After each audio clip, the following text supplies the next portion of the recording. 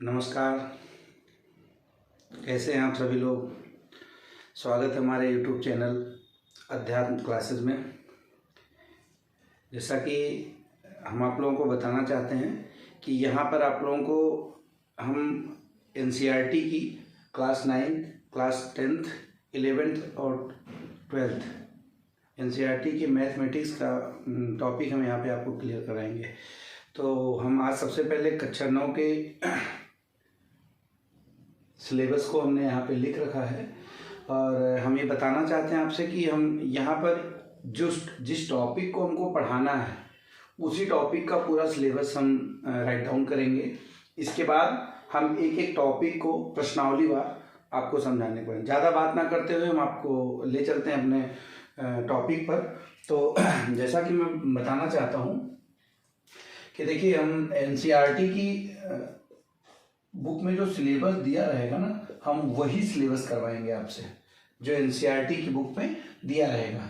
तो NCERT की book में सबसे पहला टॉपिक दिया हुआ है संख्या पद्धति।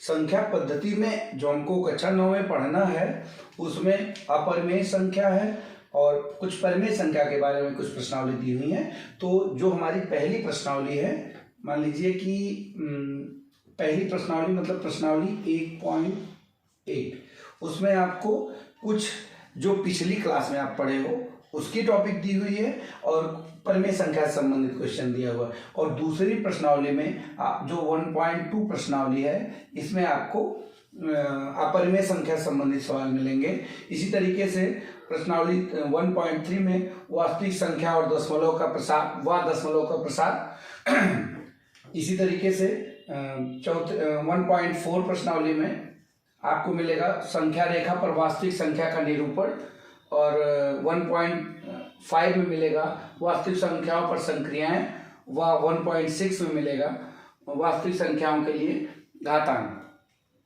तो देखिए, ये टॉपिक तो दी हुई है। अभी हमको ना इसके पहले की चीजें समझते हुए कुछ इसकी पहले की चीजें भी हम समझेंगे, इसके बाद हम इस टॉपिक पे आएंगे। क्योंकि अगर हम तुरंत से ही हम बताना शुरू कर दें तो जो 8 में कुछ लोग 8th में नहीं ध्यान से पढ़े होंगे तो हो सकता है कि उनको नई चीज ना समझ में आए।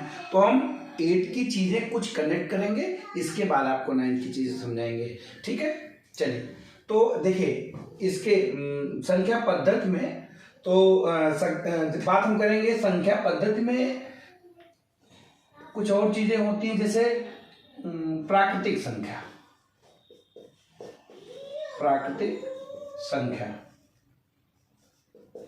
Natural number.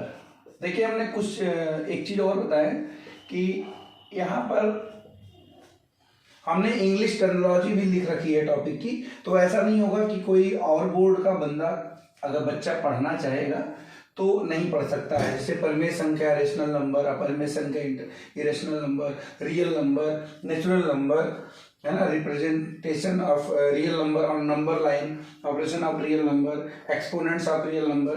तो मैंने उस चीज को इंग्लिश में भी लिख रखा है। तो ऐसा नहीं कि बच्चा अगर CBSE बोर्ड का और अन्य किसी बोर्ड का है तो उसको नहीं समझ में आएगा। देखिए, टॉपिक सब जगह यही दी हुई होती है। ठीक है, तो सबसे पहले हम प्राकृतिक संख्या को समझेंगे। प्राकृतिक संख्या किसे कहते हैं? जो हम दैनिक जीवन में किसी चीज को हम गिनते हैं, तो गिनती हम कहाँ से प्रारंभ करते हैं? जैसे बात कोई सामान रखा हुआ उसको हम गिनेंगे, किससे गिनेंगे?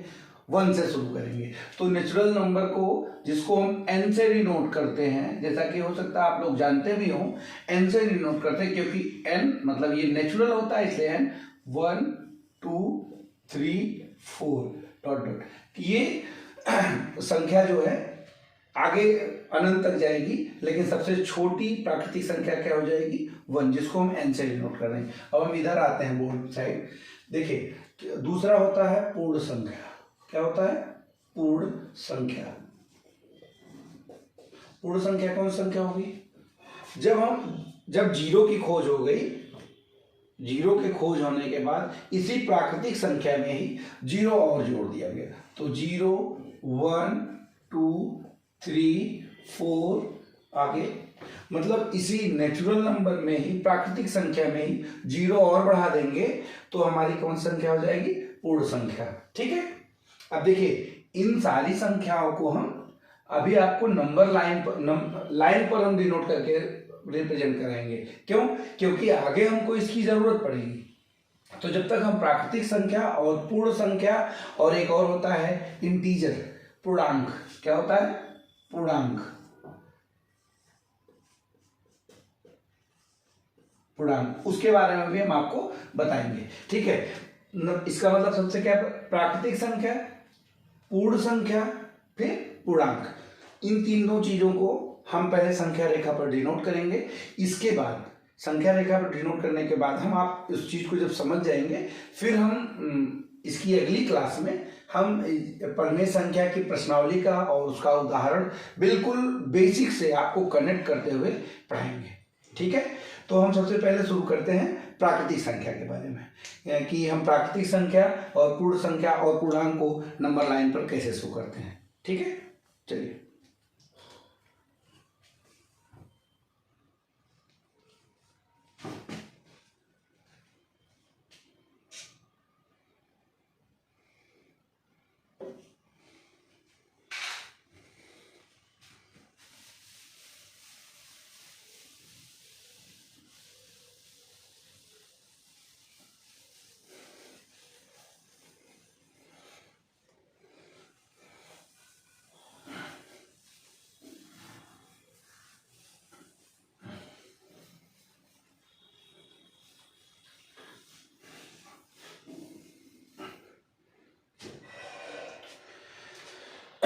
देखिए, हम जैसा कि आपको बताना चाहेंगे कि नंबर सिस्टम में हम सबसे पहले पढ़ेंगे प्राकृतिक संख्या के बारे में। प्राकृतिक या प्राकृत दोनों बात बोलते हैं इसको। प्राकृत संख्या, नेचुरल नंबर,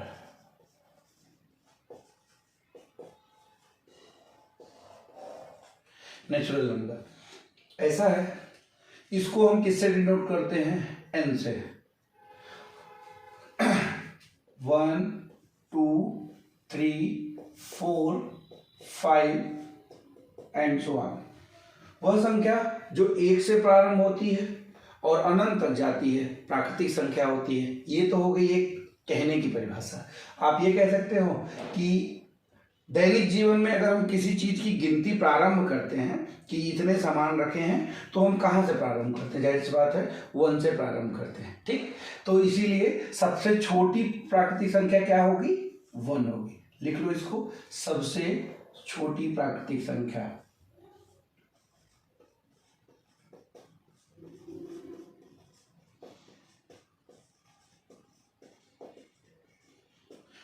ठीक, अरे इसको एन से डिनोट करते हैं। इसके बाद आ जाएगी बात, हम करेंगे दूसरे नंबर पे हम बात करेंगे पूर्ण संख्या की। किसकी बात करेंगे? पूर्ण संख्या की। इसको कहेंगे होल नंबर। होल मतलब संपूर्ण, नंबर मतलब संख्या। तो बात क्या हो गई? Whole number. देखिए इसको कहां से शुरू हुआ? W, है ना, इसलिए इसको डिनोट किससे करते हैं? W से। और W की जो संख्या होगी वो 0 से प्रारंभ होगी। जब शून्य की खोज की गई तो ये देखा गया कि इसको नेचुरल नंबर में अगर रख दिया जाए तो उसको कुछ नाम देना चाहिए ना, इसीलिए 0 को रखने के बाद ये संख्या पूर्ण हो गई, इसीलिए इसको पूर्ण संख्या भी कहा गया। 0 1 2 3 4 एंड सो ऑन। ठीक, देखिए नेचुरल नंबर को किससे डिनोट करेंगे? एन से। होल नंबर को किससे डिनोट करेंगे? W से। और तीसरे नंबर पे हम आ जाते हैं पूर्णांक।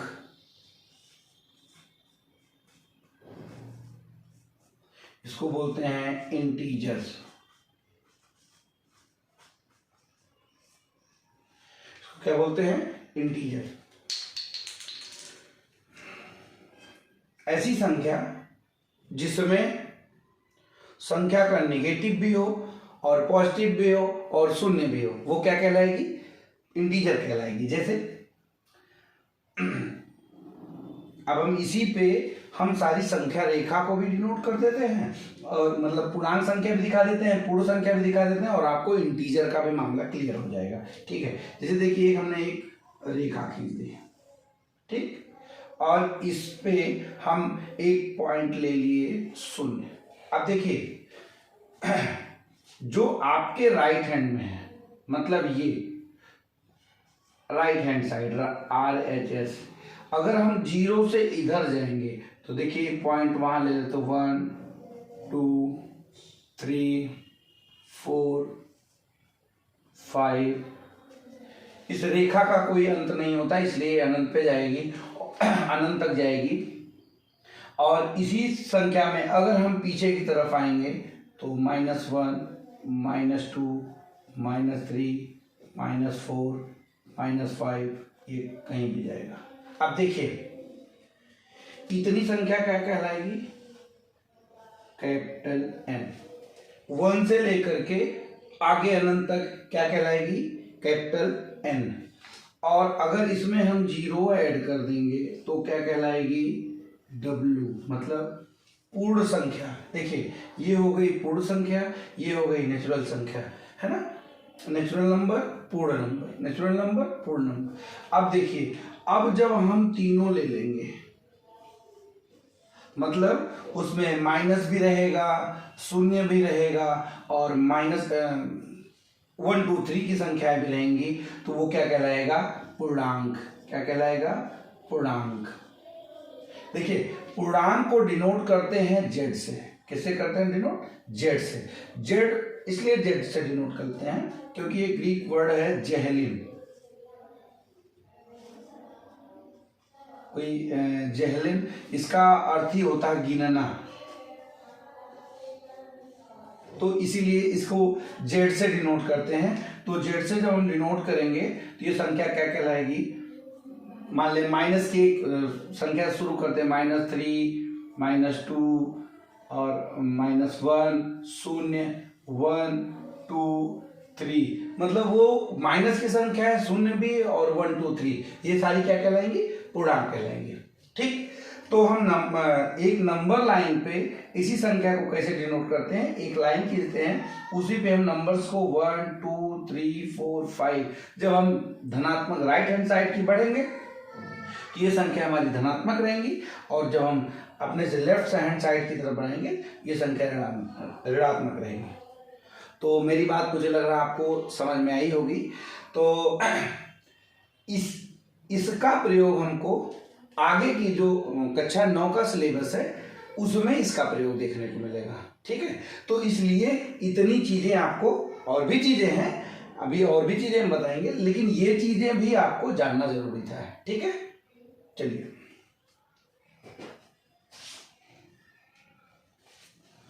आप बना लीजिएगा, नोट डाउन कर लीजिएगा। ठीक है,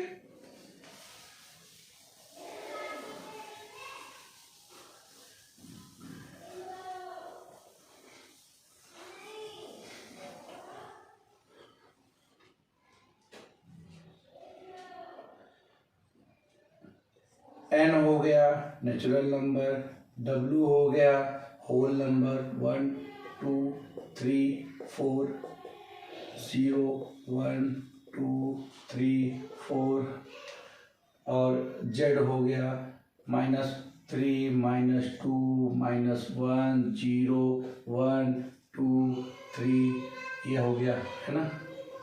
इसी तरीके से अब हम आगे आ जाएंगे, बात करेंगे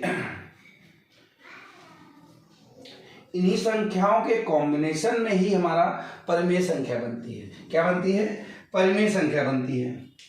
तो हम इसको समझने का प्रयास इसलिए करेंगे परिमेय संख्या को, क्योंकि उसको हम डिनोट करते हैं क्यू से। क्या होती है? परिमेय संख्या।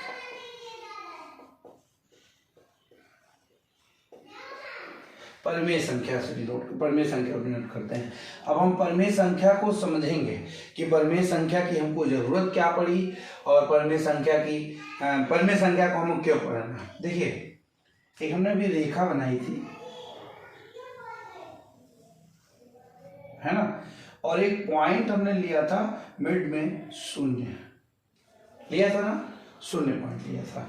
शून्य पे फिर आप एक पॉइंट लिए 1, फिर लिए 2, फिर लिए 3, फिर लिए 4। ऐसा आपने स्केल में देख रखा होगा, एक स्केल होती है, अगर जिसको छेंची बोलते हैं और भी बहुत सारी चीज़ें बोलते हैं, फिलहाल स्केल ही जानिए आप, है ना। स्केल में होता है तो स्केल में देखते होंगे यार कि 0 से 1 के बीच में ना एक छोटी छोटी लाइन लिखी होती है, फिर बड़ा हो गया, फिर बड़ा,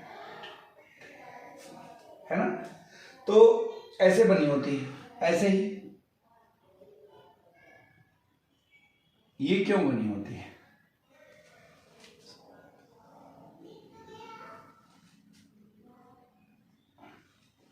इसलिए बनी होती है कि कोई तो ऐसी संख्या होगी ना जो इन दोनों के बीच में भी होगी, कोई तो ऐसी संख्या होगी जो इन दोनों के बीच में होगी। वही संख्या जो हम संख्या रेखा पर डिनोट तो कर सकते हैं, लेकिन वो किस में चली जाएगी?